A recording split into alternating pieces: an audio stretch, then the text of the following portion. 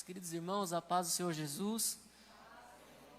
Antes de você se assentar, eu gostaria de meditar com você no texto de João, capítulo de número 21, a partir do versículo de número 1. Depois disso, manifestou-se Jesus outra vez aos discípulos, junto ao mar de Tiberíades, e manifestou-se assim. Estavam juntos Simão Pedro e Tomé, chamado Dídimo, e Natanael, que era de Caná da Galileia, e os filhos de Zebedeu, e outros 2 dos seus discípulos. Disse-lhes Simão Pedro: vou pescar. Disseram-lhe eles: também nós vamos contigo. Foram e subiram logo para o barco, e naquela noite nada apanharam. Sendo já manhã, Jesus se apresentou na praia, mas os discípulos não conheceram que era Jesus. Disse-lhes, pois, Jesus: filhos, tendes alguma coisa de comer? E responderam-lhe: não. E ele lhes disse: lançai a rede à direita do barco e achareis. Lançaram-na, pois, e já não podiam tirar pela multidão dos peixes. Então, aquele discípulo a quem Jesus amava, disse a Pedro: é o Senhor. E quando Simão Pedro ouviu que era o Senhor, cingiu-se-lhe com a túnica, porque estava nu, e lançou-se ao mar. Versículo 9. Logo que saltaram em terra, viram ali brasas e um peixe posto em cima, e pão. Versículo de número 15.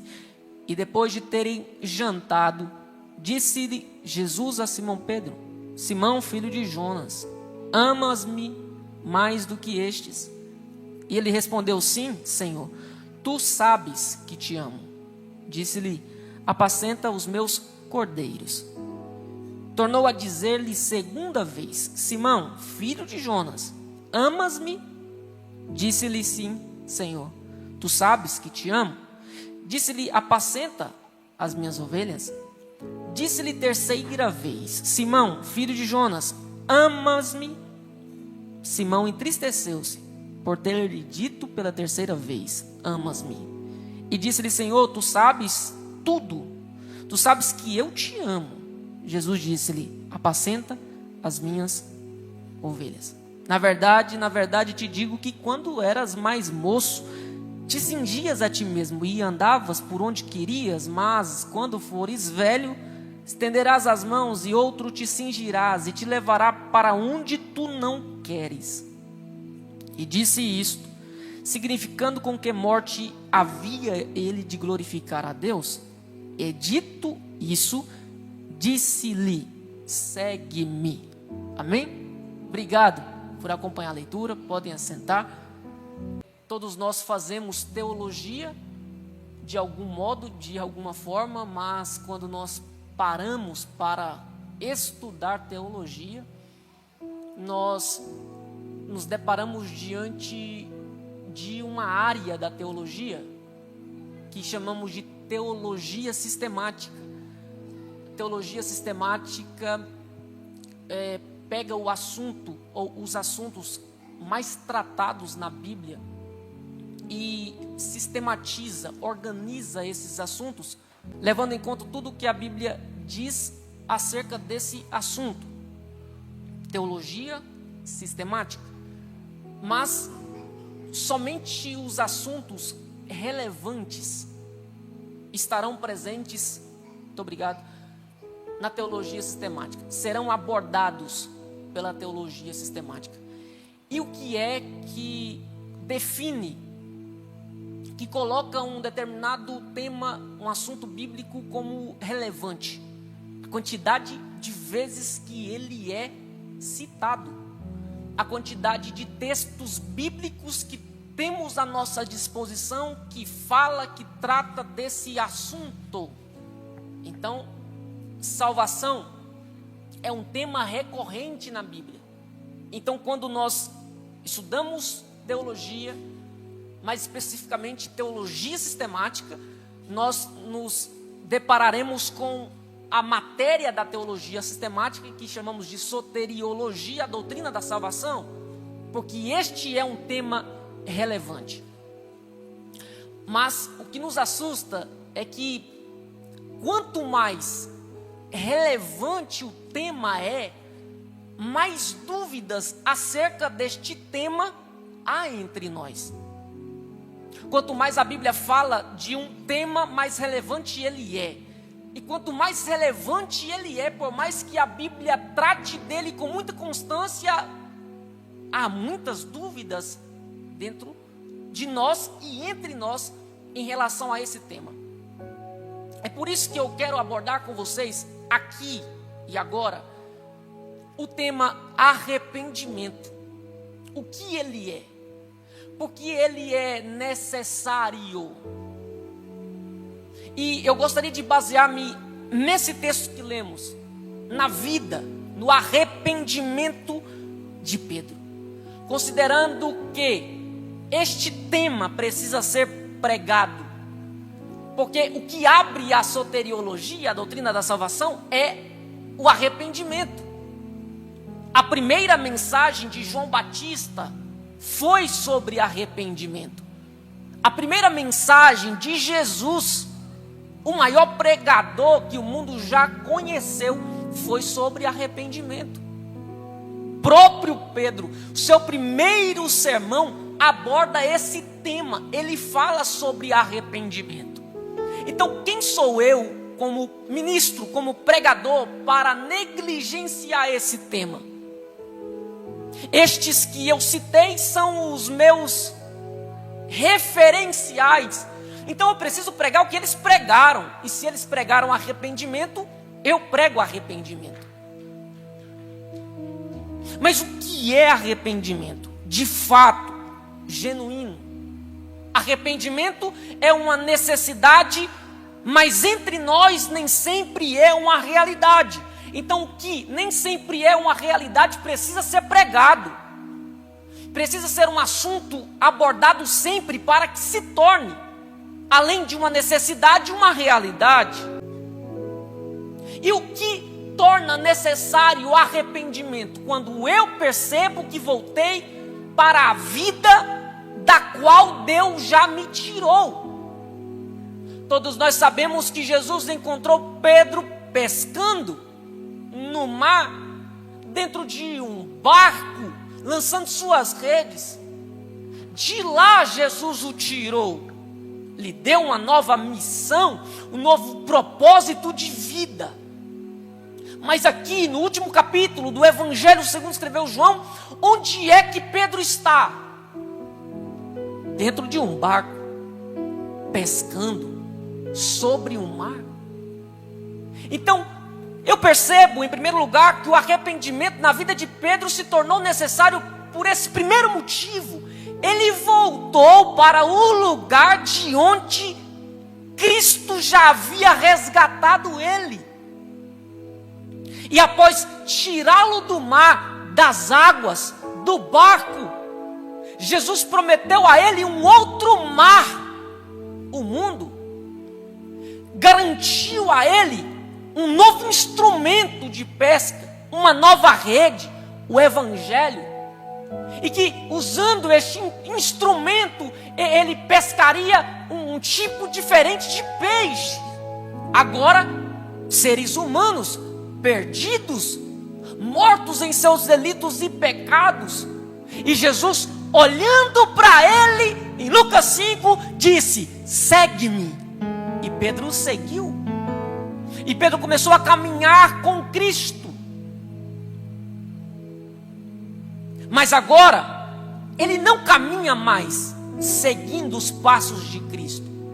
Ele havia se desviado, ele havia abandonado sua fé, abandonado o propósito de Deus para ele.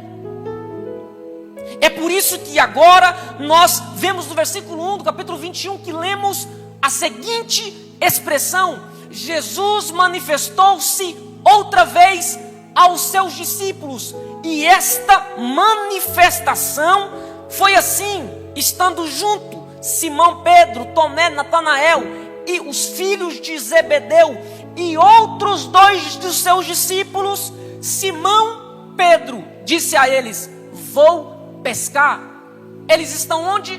No Mar da Galileia. Se é Mar da Galileia, é porque estava localizado na região da Galileia. E por que eles estão na Galileia? Porque Jesus havia dito após a sua ressurreição que encontraria os seus discípulos na Galileia.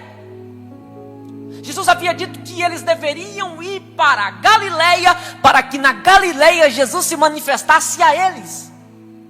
Porque Jesus ressuscitou no domingo pela manhã, as mulheres foram correndo ao sepulcro, o sepulcro vazio, elas voltam correndo para o local onde os discípulos estavam trancados com medo e disseram a eles: o túmulo está vazio, não tem ninguém lá. Eles saíram correndo. Quem? Pedro, João, foram ao sepulcro e a notícia que eles receberam, eles comprovaram como sendo uma notícia verdadeira. O túmulo de fato estava vazio. Pedro entrou, viu os lençóis ali no chão, o lenço que estava envolto na cabeça de Jesus havia sido dobrado e cuidadosamente deixado no local à parte.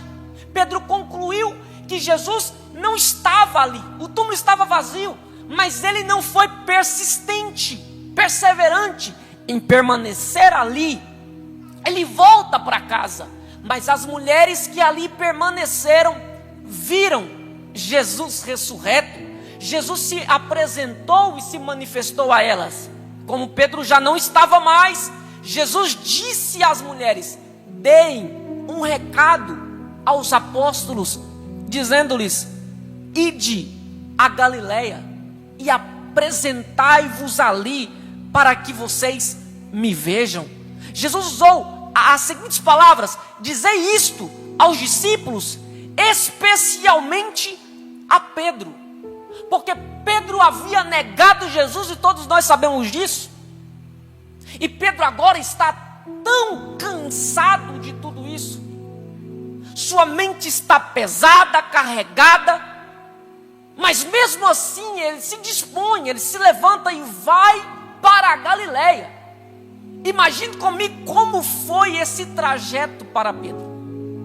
Caminhando a pé, refletindo no que ele havia feito, refletindo nas palavras que ele havia dito. Ele se lembrava da última ceia, quando ele havia dito: eu não te deixo, eu não te nego, nós somos amigos.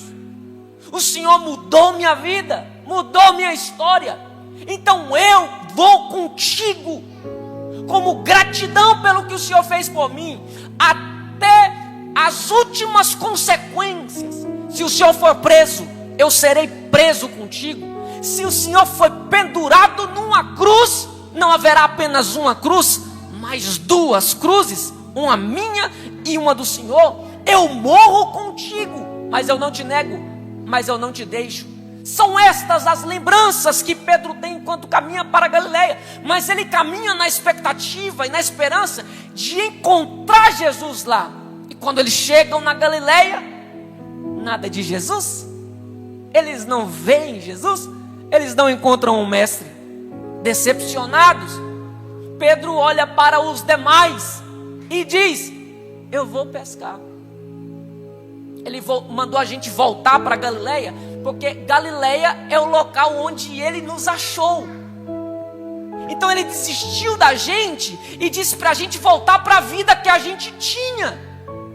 Olha o quão próximo a gente está do mar da Galileia, do lago de Genezaré, mar de Tiberíades, os 3 nomes para o mesmo lago. Olha o quão próximo a gente está dele. Então Jesus nos mandou voltar para cá, para que a gente volte para o mar, volte a pescar. Não tem mais missão, não tem mais ministério, não tem mais rede, mais pescaria de homens. A gente deve voltar para o mar. É isso que ele está dizendo. O diabo o acusando o tempo todo, dizendo: não tem mais jeito para você, não tem arrependimento para você. Você caiu, mas você caiu feio. Você errou, mas você errou feio. Ele diz: vou pescar. Essa expressão revela o quão desanimado ele estava, o quão frustrado consigo mesmo ele estava. Ele quer desistir. Ele volta a pescar. O texto diz, de tão influente que ele é, ele não consegue se desviar sozinho. Quando ele desvia, ele leva outros com ele. Eles estão pescando. Jesus ainda não apresentou a eles, mas de algum modo Jesus está vendo eles ali e preparando cenários para que ele restaurasse Pedro, a sua fé e ao seu ministério. Só no versículo de número 4, Jesus se apresentou na praia. Eles estavam no barco, em alto mar pescando. Jesus se apresenta a eles de manhã, na praia. Sabe o que Jesus está fazendo? Eu gostaria, e seria muito interessante se você navegasse comigo nessa história. E eu sei que você conhece a história de Pedro. Enquanto eu vou citando aqui alguns cenários que Jesus foi preparando e montando para ativar a memória de Pedro, para que ele se lembrasse de todas as experiências que ele já havia vivido com Cristo, eu creio que você também vai conseguir se lembrar. Olha aí, nós estamos em Atos 21, 3 anos depois de Jesus ter encontrado Pedro no mar da Galileia pescando. Eles pescaram toda a noite, nada apanharam. Pela manhã Jesus se apresentou a eles e lhes fez o convite: segue-me.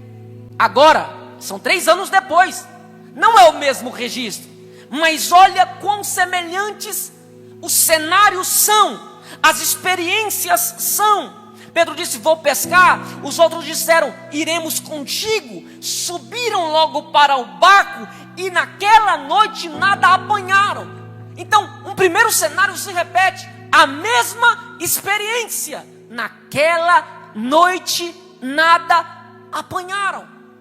Jesus já está trabalhando o subconsciente de Pedro, fazendo ele se lembrar de algum evento, de algum cenário que ele já viveu. Versículo 4, um novo cenário. Pela manhã, o que acontece pela manhã? Jesus se apresentou a eles na praia, mas os discípulos não o conheceram. Jesus pergunta: vocês têm alguma coisa de comer? Eles pensaram que era um pedinte, e eles responderam: não. Simplesmente responderam, não justificaram, provando que eles ainda não haviam reconhecido que era Jesus. Mas olha a ordem de Jesus.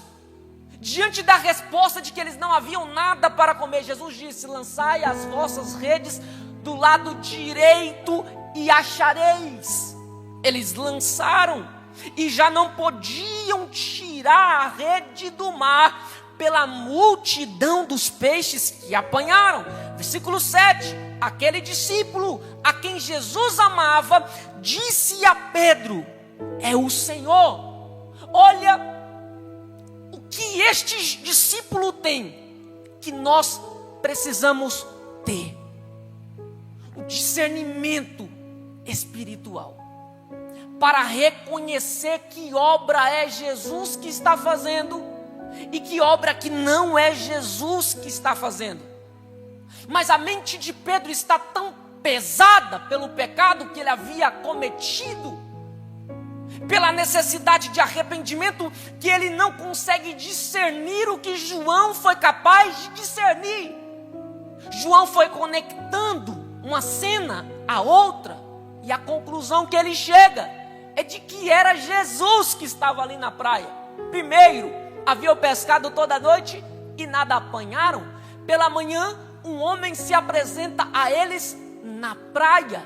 O homem da praia fala com eles, lhes dá uma ordem, eles obedecem e pegam uma quantidade extraordinária de peixes. dificuldade de puxar as redes.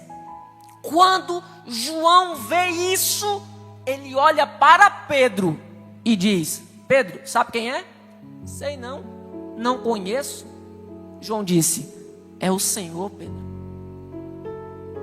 Irmãos, quando João diz isso a Pedro, ele revela que ele, como discípulo amado, sabe que o discípulo desviado também é amado por Cristo.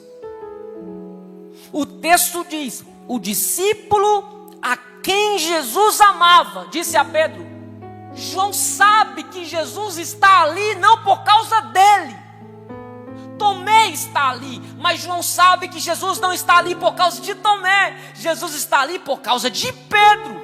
Ele tem inúmeras opções para conversar, para dialogar, para perguntar quem é aquele que está na praia, que falou com a gente. Mas quando ele percebe que é Jesus, ele olha para Pedro e disse: Pedro, é o Senhor.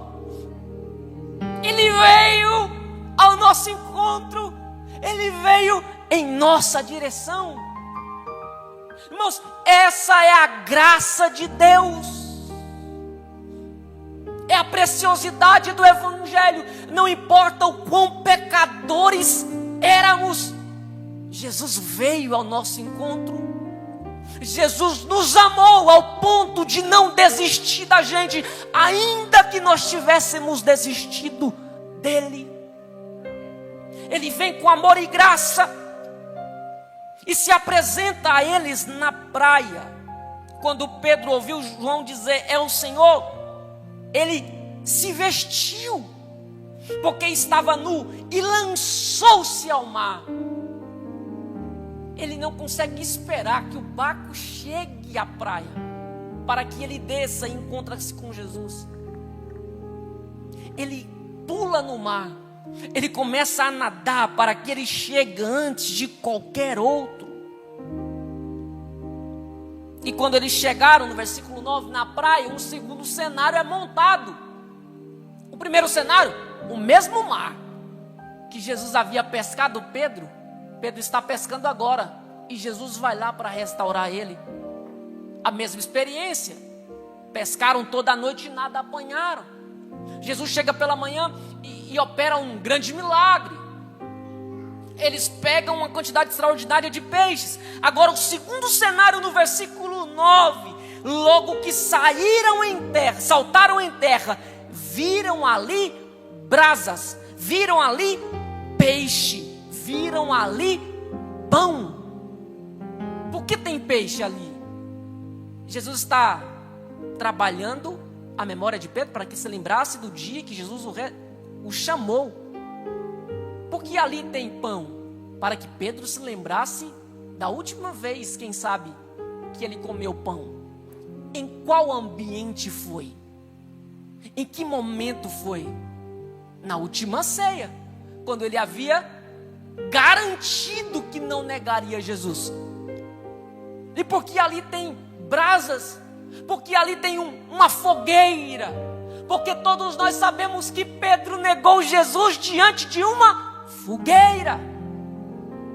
Na madrugada que Jesus estava sendo julgado por um crime que não cometeu, era uma madrugada fria, e Pedro, que acompanhava de longe o julgamento, o texto diz que ele se aproximou de uma fogueira para se aquecer, e foi ali, diante de uma fogueira, que ele negou 3 vezes que conhecia Jesus. Irmão, Jesus nos ama tanto que ele faz isso aqui. Ele cria situações, ele nos coloca diante de situações para que nós nos lembremos do quão pecadores somos e concluímos quão necessário o arrependimento é em nós. Sabe o que Davi disse no Salmo 51? O meu pecado está sempre diante de mim. Ele está dizendo: se tem algo que eu não consigo me livrar, é do meu pecado. é da lembrança do dia, do momento, do cenário, do ambiente em que eu pequei, em que eu transgredi os mandamentos de Deus, em que eu feri o meu Senhor, em que eu neguei que o conhecia. Eu não consigo me esquecer. Eu fecho os olhos, as lembranças vêm. Eu abro os olhos, o meu pecado está sempre diante de mim. Eu não consigo me livrar da minha consciência. É isso que Jesus está trabalhando. Ele precisa se lembrar do que ele havia feito.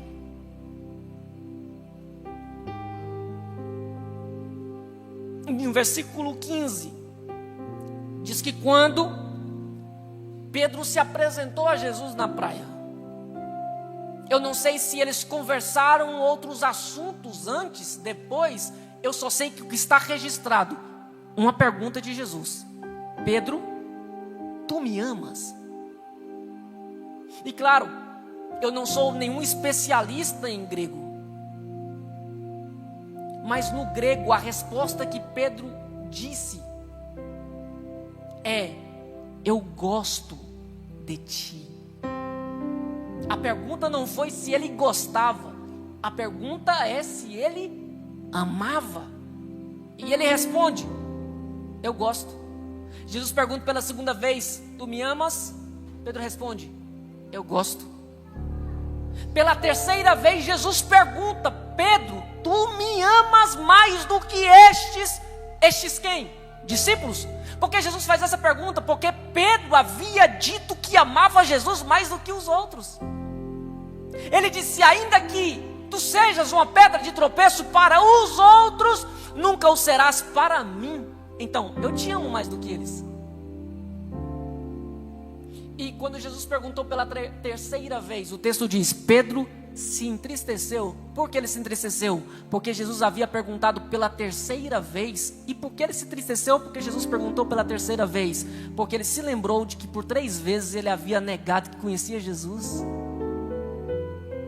E agora, Jesus está diante dele, dando a ele 3 oportunidades para reparar o seu erro. Se ele havia negado 3, Jesus lhe deu 3 outras oportunidades para confessar que o amava. Mas Pedro ainda falha dizendo que gosta. Mas quando ele se entristece, ele não ousa mais responder.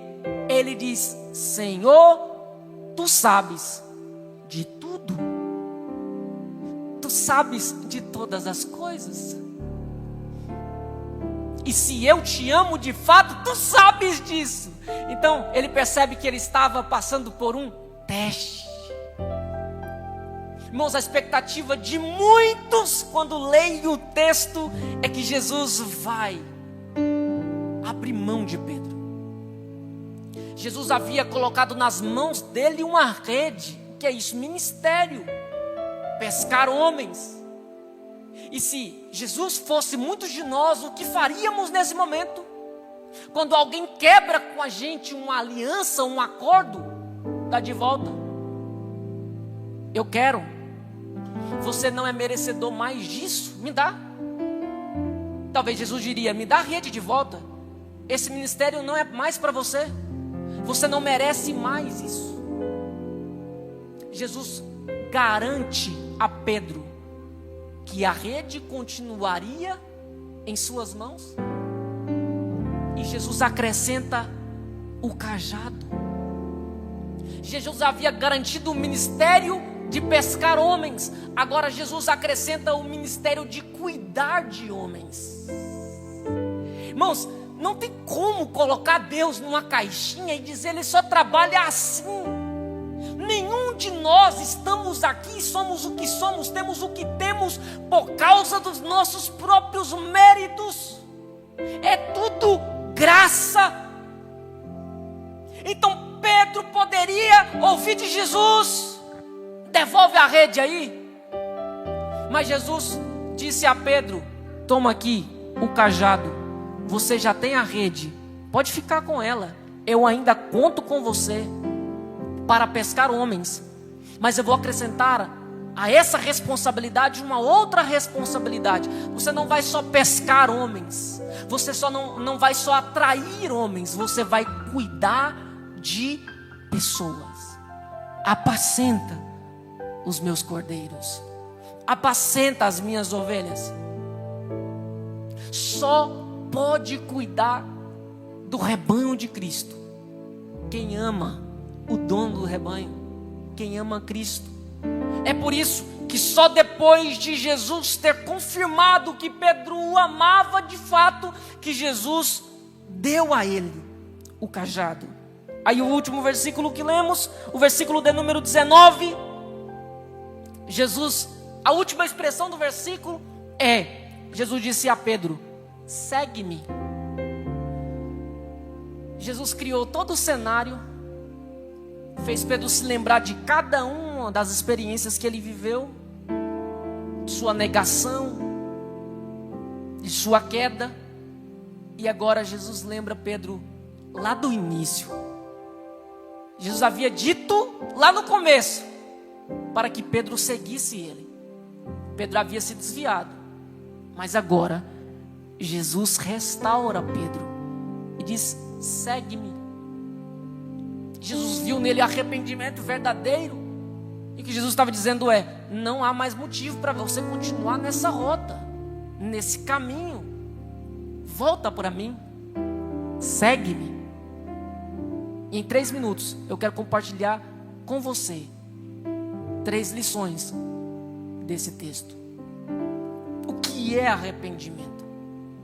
Arrependimento é mudança de mente. Arrependimento tem sua origem na palavra grega metanoia, que significa mudança de mente. Mas arrependimento é mais do que mudar mentalidades, é mudar trajetos.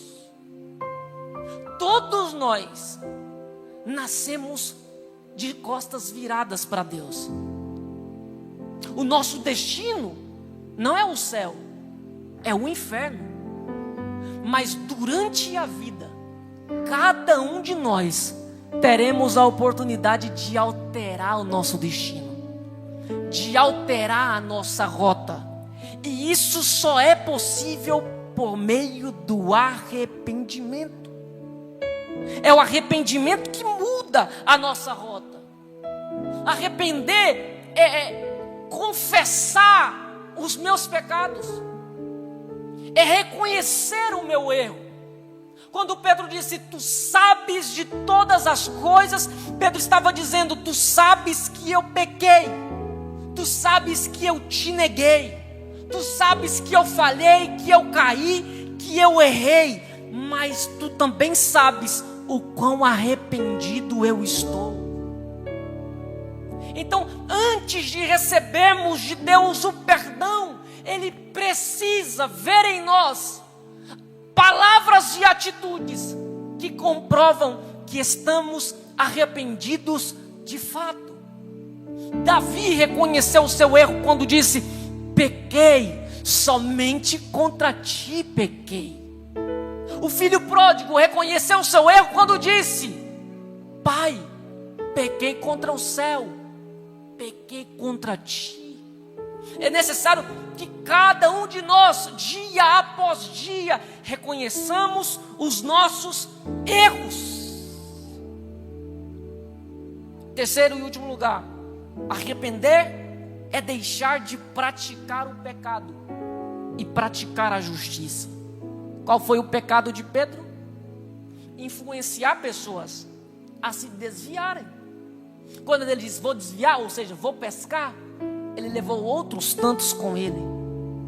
Mas quando Pedro se voltou para Cristo novamente, ele conduziu outros tantos de homens para os pés de Cristo.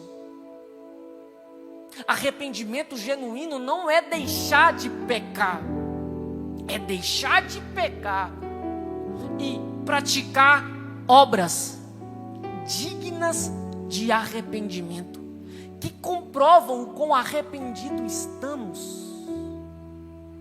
Qual foi o arrependimento de Zaqueu? De qual pecado ele se arrependeu? De sua ganância. Somos nós que chamamos Zaqueu de ladrão, mas a Bíblia não diz que ele era ladrão. Pelo cargo que ele ocupava, nós presumimos que ele defraudava, mas não é uma conclusão que nós podemos chegar. Jesus está dentro da casa dele pregando, privilégios que poucos tiveram, e enquanto Jesus pregava, ele se colocou de pé e disse: eu reparto metade dos meus bens com os mais necessitados do que eu. Sabe o que ele está dizendo? Eu renuncio, eu arrependo, eu abro mão da minha ganância, e como prova de quão arrependido eu estou, eu dou, eu entrego, eu distribuo os meus bens com os pobres. Aí ele completa e diz: e se eu tenho defraudado alguém, eu retribuo 4 vezes mais. Sabe o que ele está dizendo? Se alguém se sentiu ou se sente defraudado por mim, e se esta pessoa prove isso, eu estou aqui, me coloco à disposição para devolver 4 vezes mais. Arrependimento verdadeiro e genuíno. Pedro deixa de andar longe de Deus e agora ele passa a seguir Cristo novamente. Isto é arrependimento. Esta palavra, eu disse no início, é necessária, e agora eu acrescento, é urgente. Porque a maioria de nós, se não todos que aqui estamos, já provamos do arrependimento verdadeiro e genuíno, que não é lágrimas. Pedro chorou amargamente. Não é tristeza, apesar de Paulo dizer que a tristeza, segundo Deus, opera o arrependimento.